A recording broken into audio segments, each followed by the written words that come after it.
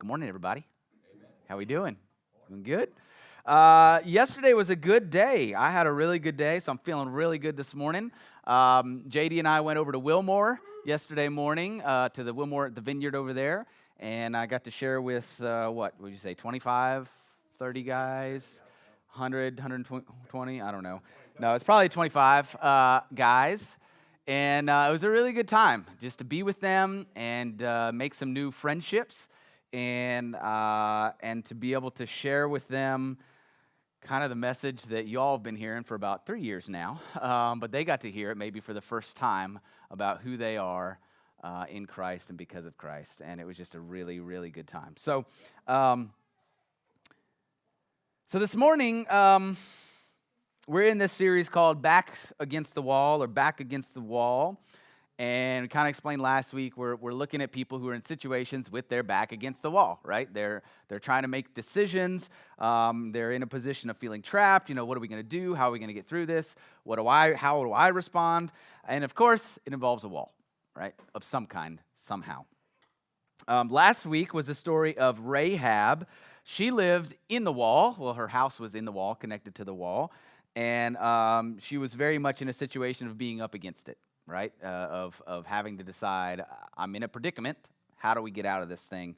And then we related, of course, all of that to labels and identity and all that kind of thing. So, and last week's story, we were talking about the wall of Jericho, and that was a wall that was coming down, right? Well, this is a week we're talking about a wall that's going up. And we're going to look at the book of Nehemiah. And the book of Nehemiah and his rebuilding of the wall of Jerusalem, it's kind of like, there's a couple of books in the Old Testament that you look at, and when you read them, it's like this whole thing is a story, like one story, right? So Jonah, Nehemiah, Ezra, Esther, those kinds of books, right? So, I mean, I could just sit up here and read the whole thing to you, right? But that would be kind of boring. Well, maybe not boring, I don't know. That's not what we're going to do. So I'm not going to retell the whole thing. We are going to read some pieces from it, but basically you need to know a little bit of history first. And the history of what's happening in and around Nehemiah is that both the northern kingdom of Israel and the southern kingdom of Judah, which make up what we understand to be Israel, right? Both of those territories have been conquered at this point, okay, at the time of Nehemiah. First by the Babylonians and then by the Persians. The Persians took over, all that kind of thing. And so the heyday of Israel is kind of over, okay? The heyday of when David was king, when Solomon was king, those times are long, long gone. This happens about 70 years after that, right? So almost a whole lifetime, you can think, after some of that has happened. And what happened is when those countries, when they took over, or when those kingdoms took over Israel and Judah, they destroyed the cities and they took people with them, right? They took captives.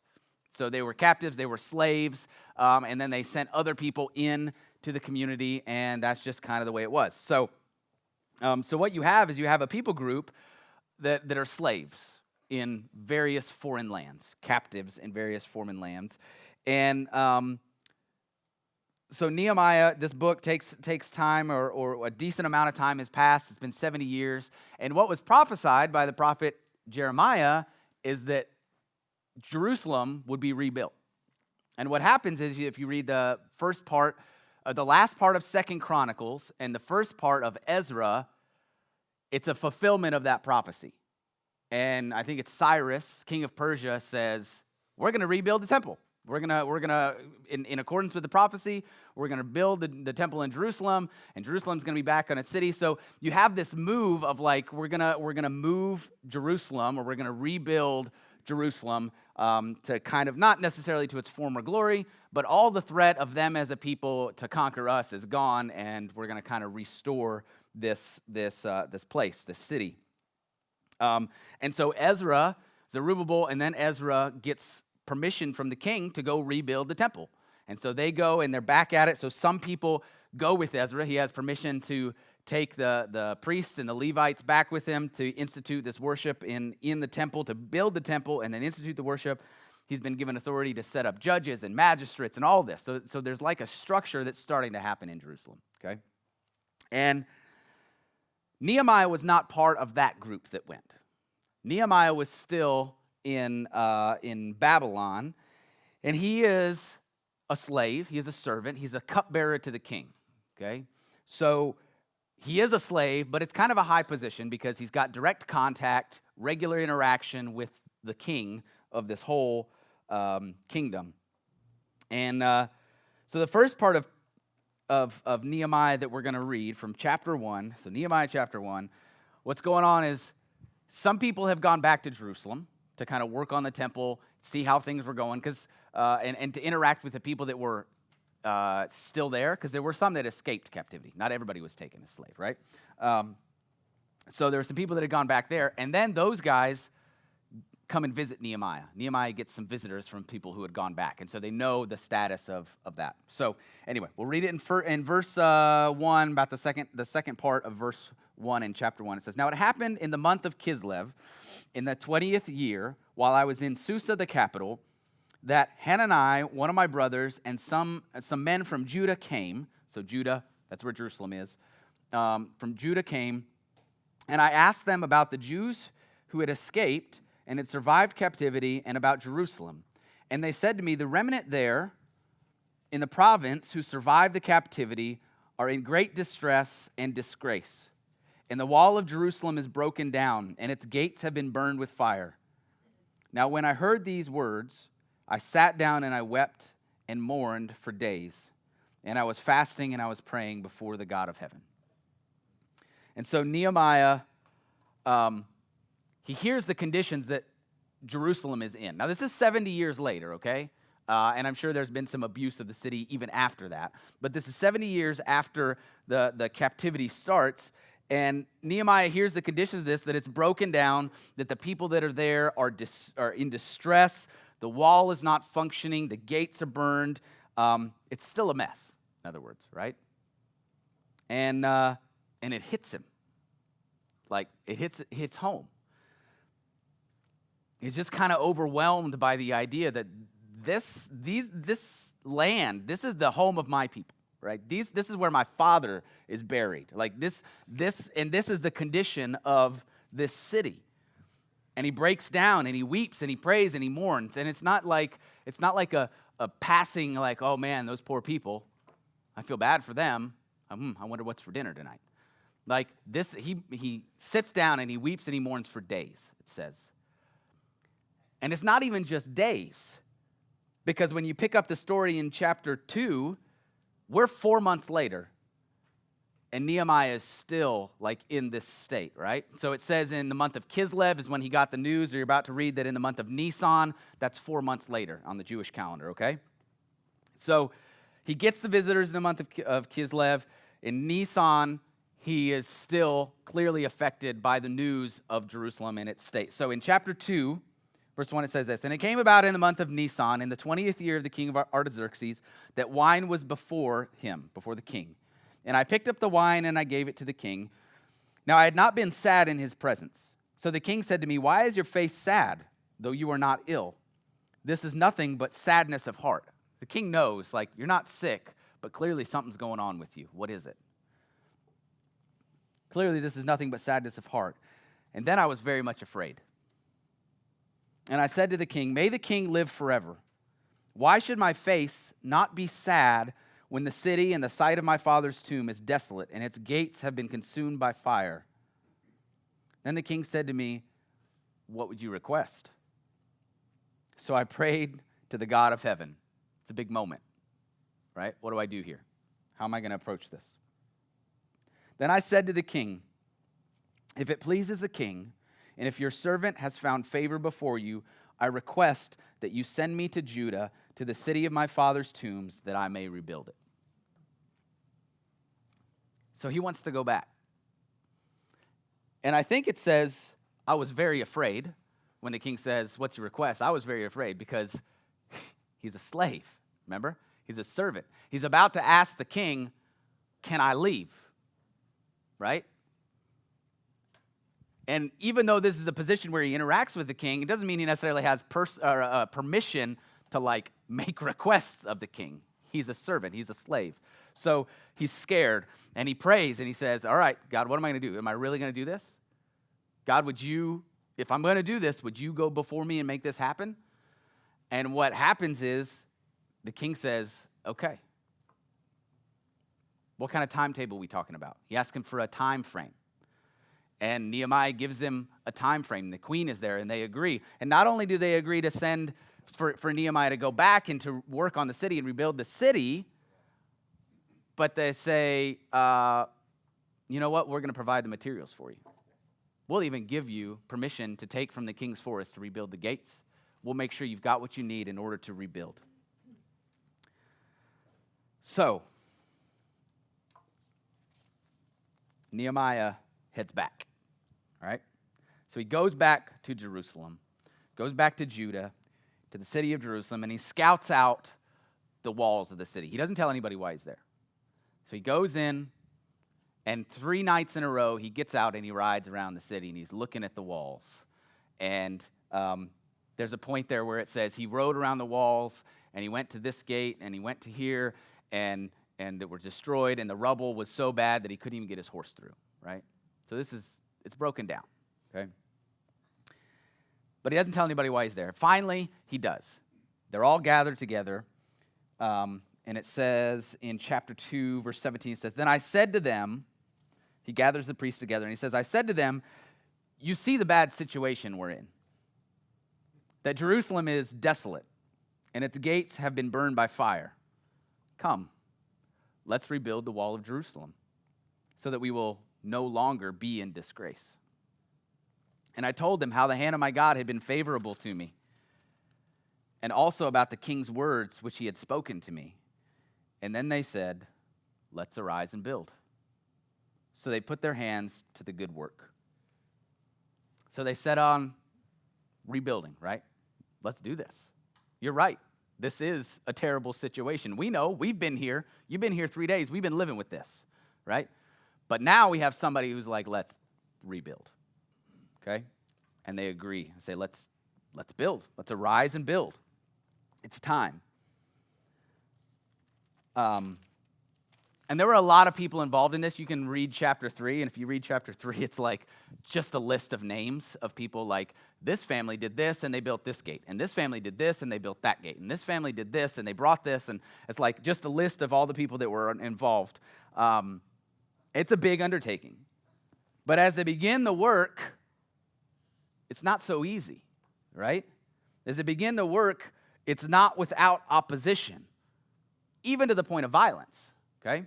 So in chapter 4, verse 7, it says, now when Sanballat and Tobiah, who must have been guys in the area, right, and the Arabs and the Ammonites and the Ashdodites, so other people groups, heard that the repair of the walls of Jerusalem went on and that the breaches began to be closed, they were very angry. So all of them conspired together to come and to fight against Jerusalem and to cause confusion in it. So the people who were not Israelites, who were not, didn't have a history with Jerusalem, right, other than to be fighting against it, they didn't want this built back. They didn't want this city there because it was kind of a symbol, like if this wall is in place and if this city is in place, like all of a sudden this group of people who we've taken over and who probably kicked us out in the first place, they're back. And we don't want that, right? We don't want these other people in here to be a power again that we have to then fight against. And so these enemies come together and they come against them while they're building. And what you see is that Nehemiah, to address this, he divides the workers in half. And half of them continue to work on the wall, while the other half he arms with spears and swords and shields and says, you protect them, right, while they work, while they build. So you've got half the group that is building and half the group that is protecting, right? They're keeping one another safe as they construct this wall. And so finally, through a lot of other stuff, There's a lot of other things that happen, but they work together. They fight off. They keep the enemy at bay enough to complete some work. And in Nehemiah 6, verse 16, it says, when all of our enemies, verse 15, so the wall was completed on the 25th of the month of Elul in 52 days. When all the enemies heard about it, and all the nations surrounding us saw it, they lost their confidence, for they realized that this work had been accomplished with the help of our God. So it happened in 52 days. They repaired the wall of Jerusalem. They built the gates, and everything's back in place, right? What a good story. I had a friend who had a shirt one time that said, cool story, bro. It's kind of like, okay, right? What a good story. This is one of those times when I read it and I'm like, okay, God, why did you record this? Like, why has this been around for 2,500 years? What's this about? And so we can talk. I began to ask the Lord, okay, well, seriously, like, what is this, Lord? Because this is the wall. It's a great one for the backs against the wall, right? But what about it? And you can take it all different directions. We can talk about the teamwork, right, and how you can accomplish great things together, even amongst adversity. Talk about Nehemiah and his leadership, or about the people who were the first to go back and the risk that they took in doing it, how they bought into Nehemiah's leadership and all that stuff. But it's just like, there's something more here. God, what is it? There's something more. What do you got? Why is it so significant that they built the wall? Why was that what Nehemiah told the king? He said, I want to go back and rebuild the city, right? And when he gets there, the first thing he does is to rebuild the wall. Why is the wall important for the rebuilding of the city? What's the significance there? And so I started asking those questions and thinking about that and people involved. And there's a couple of things that stood out pretty clearly to me. And the first is this. The wall meant safety, right? The wall meant safe. Now, obviously, that's an obvious statement. I get it. A wall that surrounded the city gates, that was the job. That's why you had a wall, to be kept safe inside it. It meant security. But as you think about the people that are involved, right? Think about the situation they're in. Some of these people, well, number one, some of them are still around, right? They're still living. They're the remnant, the ones who didn't get taken off to captivity. Other people are those that came back to kind of rebuild and help those people and establish the temple in Jerusalem. But not everybody was there, right? Not everybody went back. These people had been exiled and they had been slaves for 70 years. That was their history in foreign lands. And all of that started when the wall came down. Think about it. They were safe inside the city walls until they were broken, right?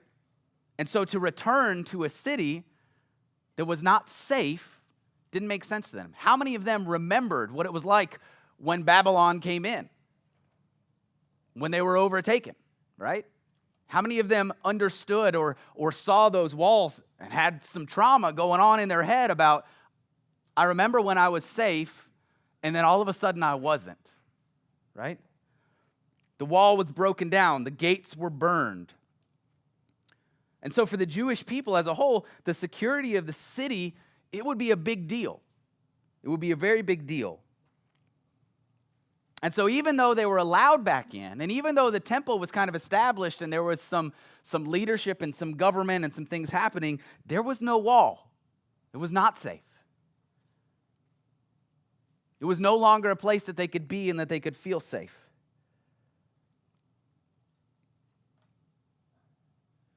You would have thought that it had been a great day when the king said, let's rebuild it, right? You would have thought everybody would have come running, but they didn't. Why not? Why were they in distress, in disgrace? Because Jerusalem wasn't a good place to be at that point. They didn't believe it was because there was no wall. It wasn't safe for them to be there.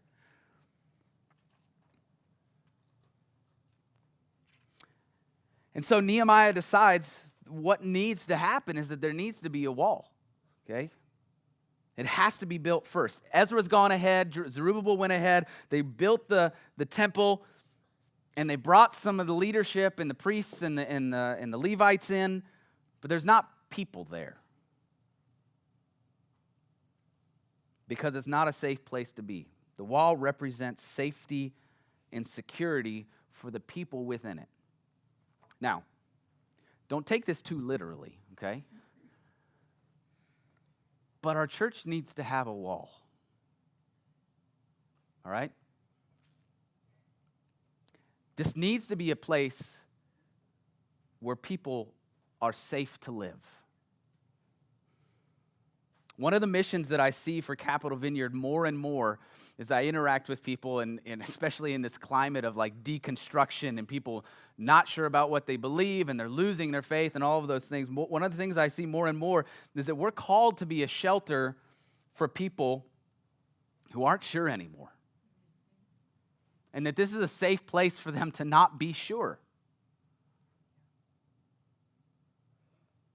We're called to be a shelter for people who've gone through that process and they're looking to return back to church, but everywhere they look, they see unsafe places because it's what hurt them before.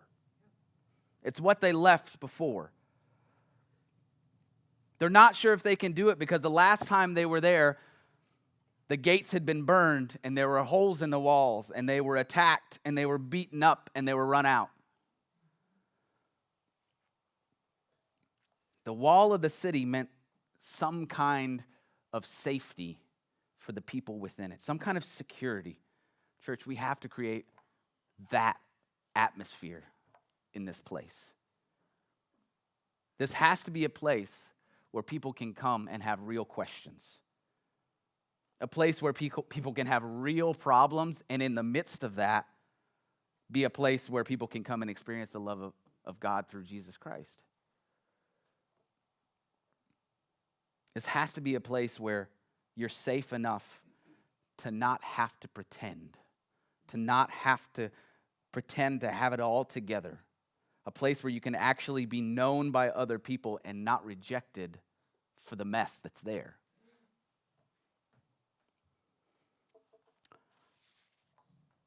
You may or may not know some of the life stories of people in this church. Whether they're here physically or not. But we have so many people who are in this church, who are associated with this church, who were done. That's it. I'm done. I'm fed up. I've had enough of church. I've had enough of pretending. I've had enough of the faking. I've had enough of the judgment when I risked pulling down my mask just a little bit. We have people who were chased away. We have people who ran away on their own. We have people who are unsure about whether they want to be called Christians. They are. They're born again. They're made new. But that title, they're not sure about that title because of the taste that it has in their mouth or it leaves in the mouth of the community around them. We have people who are still sitting at home because they just can't do it yet. Because their last experience with the church was disastrous. We're called to be a safe place.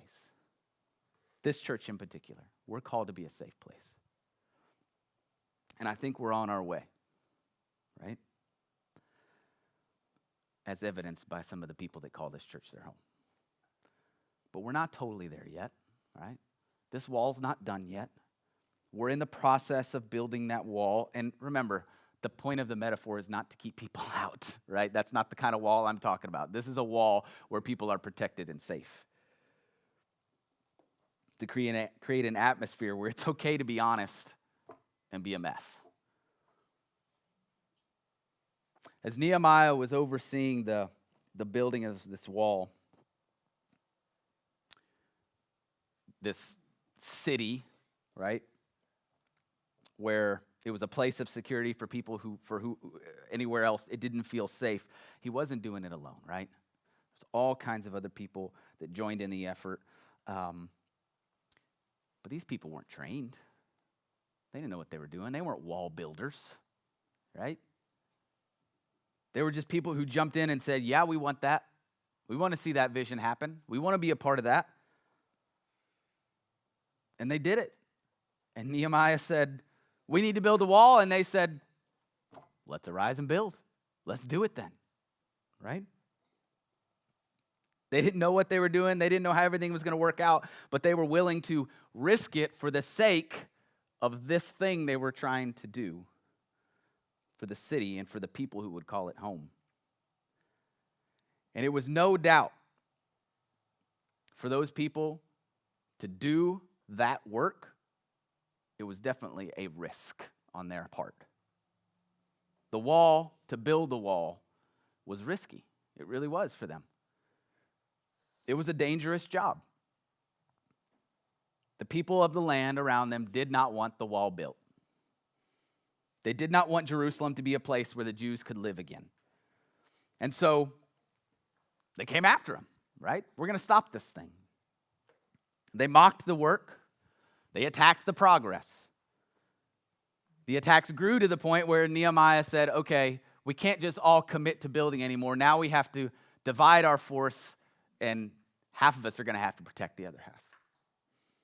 They had to protect one another. And the people building had to trust that they were protected as they built. It's not enough for us to hope that this can be a place where people can come and come back and worship and experience community and fellowship. It's not enough for us to hope for that if we aren't trying to create that amongst ourselves. It's going to take us agreeing, yeah, let's arise and build. This is what we want. And when we do decide that, and we begin to take steps into that process, there's probably going to be some attacks. Probably not physically, most definitely spiritually. We're going to have to be able to trust one another in those times to stand by and stand up and defend alongside those being attacked, who are willing to do that work.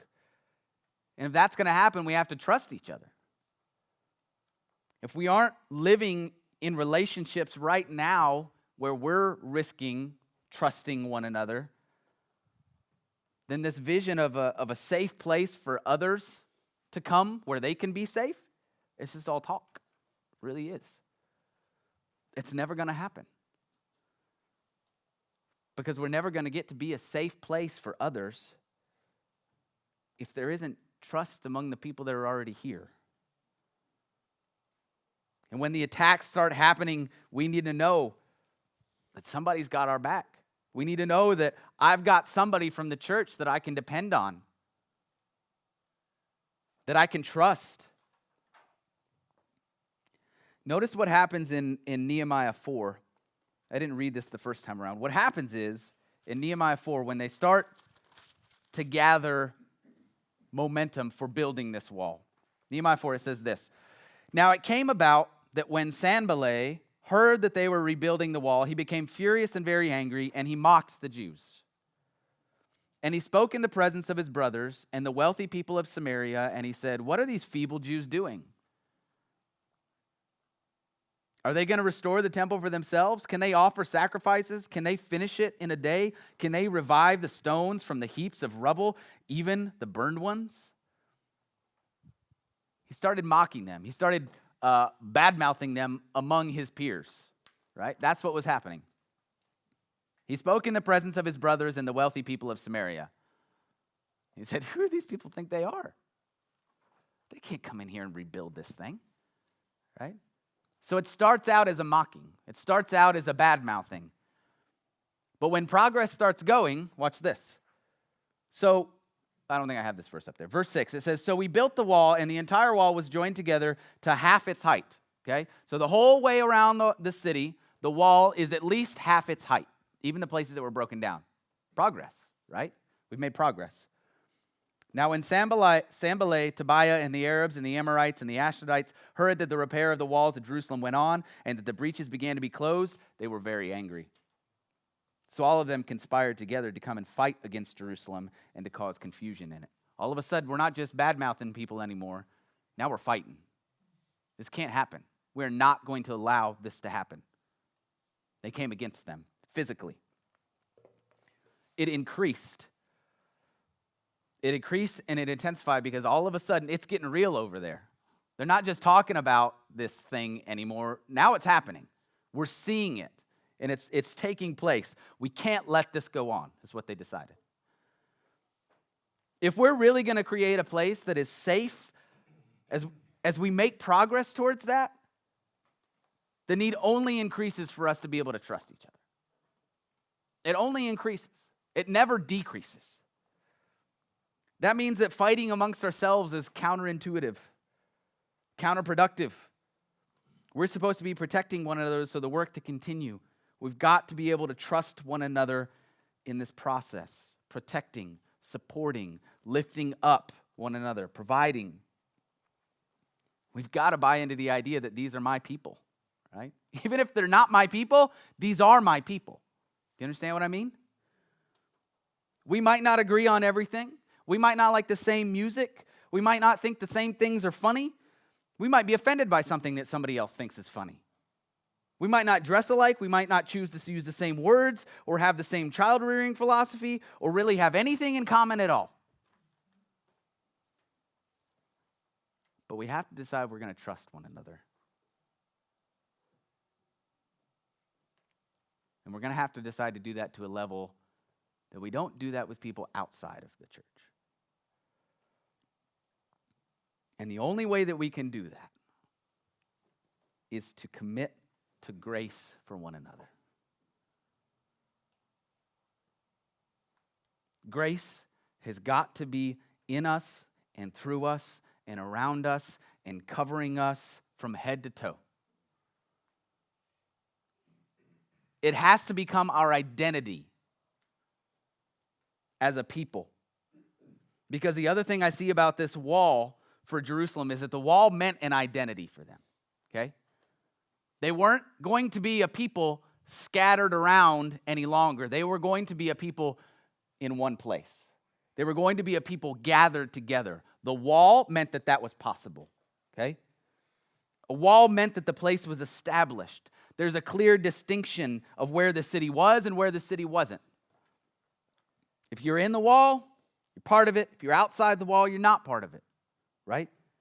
So for the people living in this city with this wall all around it, it's an identity. I live there. That's who I am. That's where I am.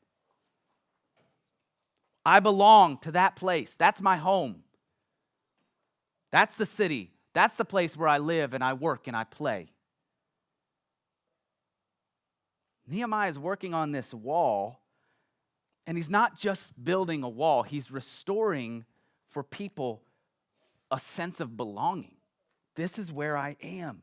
They've been scattered for 70 years, slaves and foreigners, everywhere they went. They didn't have a home. They lived in certain places, but that wasn't their home. Where they belonged was Jerusalem, where they could worship, where they could be Jews and have a shared culture. The wall was a symbol of identity. This is who we're going to be. This is how we're going to live. It's for us because that's my home.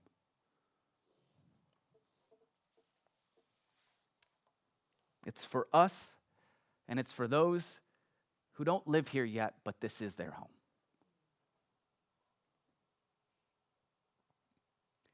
And when the wall was completed, even the people that lived outside of it, even the surrounding people that didn't want it built, saw that wall and knew it was a safe place.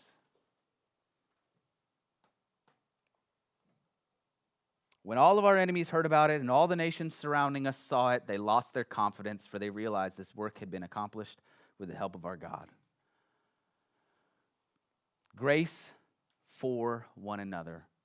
Building a wall of grace so that those inside can experience the safety. Grace is our wall. Grace is what protects us. Grace is what gives us an identity as a people.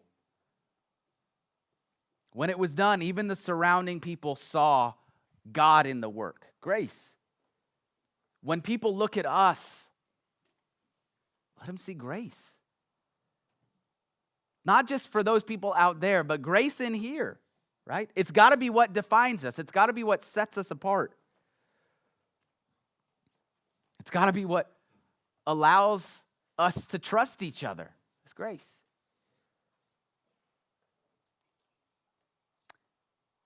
So it's part of the vision of this church to build a wall, not to keep people out, but to create a place that is safe for those who need it. For those who have come out of an experience where they were not safe, where they were not protected, where the people working alongside them did not stand up and defend them.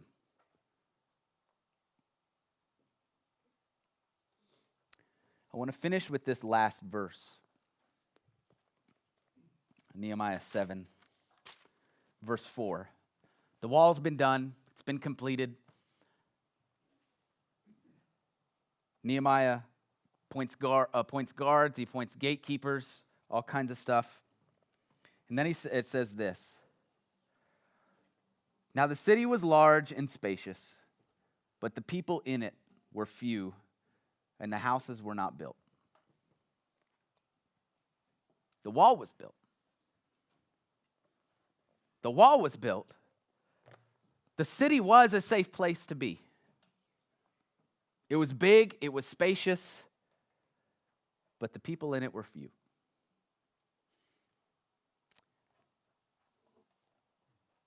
Not everybody wants to be in that space, right? But there's a lot of people on the outside who do. And they need to know that this is the safe place.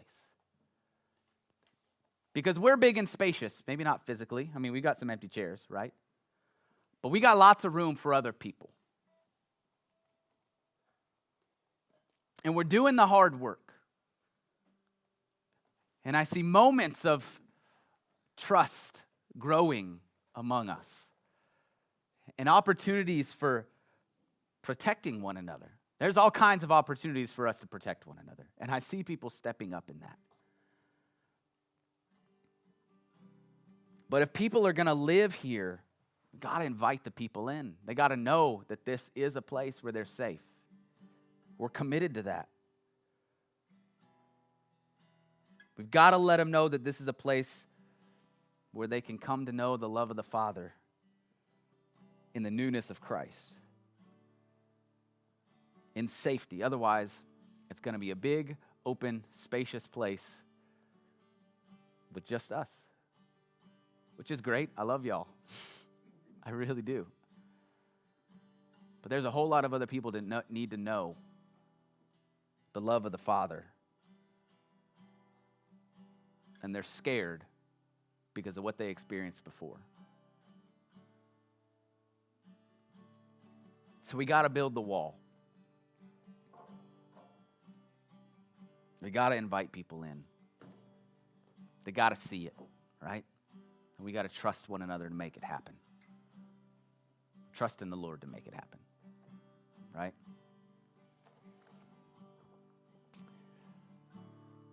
Nehemiah was I have no idea who Nehemiah was. I don't know anything about that guy other than what it says right there. He was a cupbearer to the king. He was interacting with the king. Probably wasn't the most glorious job. He was tasting it maybe to make sure that the king wasn't poisoned. He's risking his life that way. But he wasn't satisfied in that position because he knew his homeland, where he belonged, it wasn't right. Jerusalem was not right. It wasn't what it should be. So he went to help make it happen, right? And I think you can take that metaphor a long way. I'm not always sure that the church is not this church, but the church is what it should be. And I think we've got a lot of room to build a wall of grace within the church as a whole. But we can do that right here. We can welcome people back in. we can allow people the room to be messy. And it might be uncomfortable for us. And all of a sudden, it might start getting a little fuller, and we don't have so much elbow room to spread out. And that's not a problem, though, right? That's a good thing.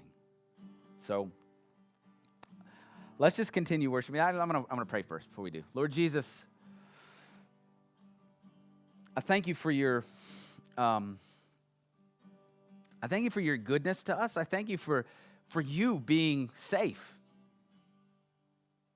I thank you for you being the ultimate one that we can come to and be a total disaster. Our lives be a total disaster. We're a total mess, and we can come to you, and you wrap us in your arms, and you say, I know.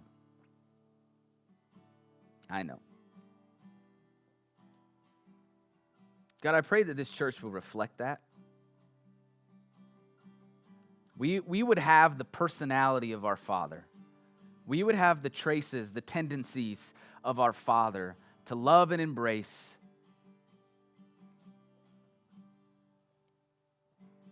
We would draw people into relationship with you so they could be made new in you. That this can be a place, Father, that is defined by grace. It allows us to trust one another, and it allows us to trust you. Lord, we don't want to build a wall to keep anybody out. We're far from that. We're about tearing the walls down, except when it comes to protecting one another. God, would you build that in us? Would you do that work in us as a church? Amen.